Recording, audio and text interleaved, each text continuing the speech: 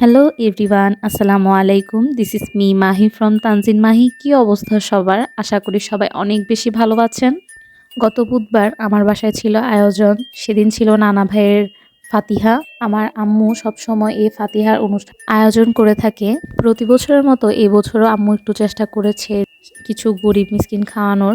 আব্বু আম্মু অলওয়েজই চেষ্টা করে যে আমার দাদা দাদু বা নানা নানুর ফাতিহাটা সবসময় যেন আয়োজন করা হোক। যেহেতু সেদিন উইকেন্ডে কোনো অফ ডে ছিল না, তাই আম্মু খুব দ্রুত এসে রান্নাটা বসিয়ে দিল। সেদিন আম্মু রান্না করেছিল পোলার মাংস, ডিম, সালাদ, মুরগি, গরুর মাংস এবং সবজির আইটেম।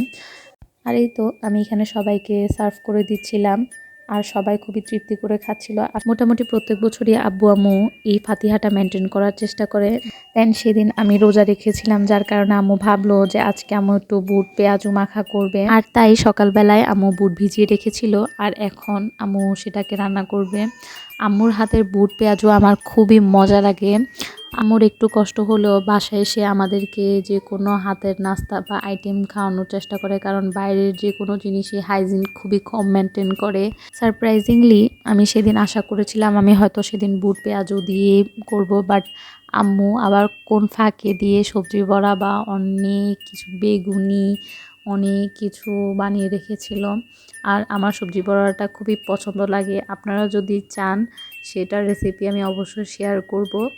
আম্মু এখানে ডালও ভিজিয়ে রেখেছিল এবং ডালটাকে ভালোভাবে মিহি করে ব্লেন্ডার করে নিয়েছে। আর এখানে আম্মু পেঁয়াজুর জন্য রেডি করছে। আমি ভাবলাম পেঁয়াজুটা আমি নিজের হাতে রেডি করি।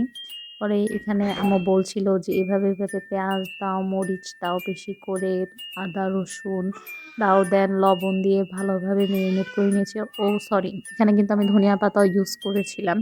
আর মেনলি আম্মু এভাবেই বানায়, তাই আম্মুর মতো করে বানানোর চেষ্টা করেছিলাম। দেন ভালোভাবে মেখে নিচ্ছিলাম। আর পেঁয়াজুটা মেনলি খেসারির ডাল দিয়ে করা হয়, বাট যেহেতু খেসারির ডাল বাসায় ছিল না, তাই আম্মু মশারির ডাল দিয়ে করেছিল। আর এই তো একে একে আমি একটু আম্মুকে হেল্প করলাম। দেন আম্মু সেদিকে আমার জন্য শরবত বা অন্যান্য আইটেমগুলো রেডি করছিল। আর কার কার আমার মতো মুচমুচে পেঁয়াজু খেতে ভালো লাগে অবশ্যই কমেন্ট সেকশনে জানাবেন। আমাদের বাসায় যখনই পেঁয়াজু রান্না হয় একদম পেঁয়াজুর অ্যামাউন্টটা অনেক বেশি দেয়া হয়। আম্মুর কথা হচ্ছে পেঁয়াজু মানেই তো হচ্ছে যে পেঁয়াজ দিয়ে ভরা, সো পেঁয়াজ কেন কম হবে। আর এই তো আমার পেঁয়াজুগুলো হয়ে আসছে এবং আমি তুলে নিব। আর এইদিকে আম্মুর বুট রান্নাটাও ডান প্রায়। এখন বুটটা আম্মু সার্ভ করবে। আমার হাতে তৈরি করা পেঁয়াজুগুলো একদম লাল মুচমুচে হয়েছে।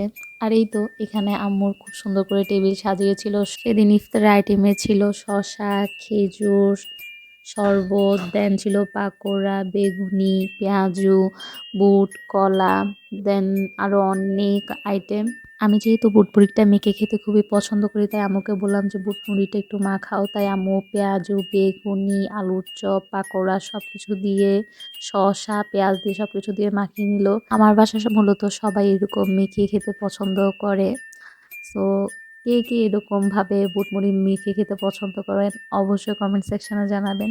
And yeah, that's it for today's. I hope you all like my videos. আল্লাহ হাফেজ।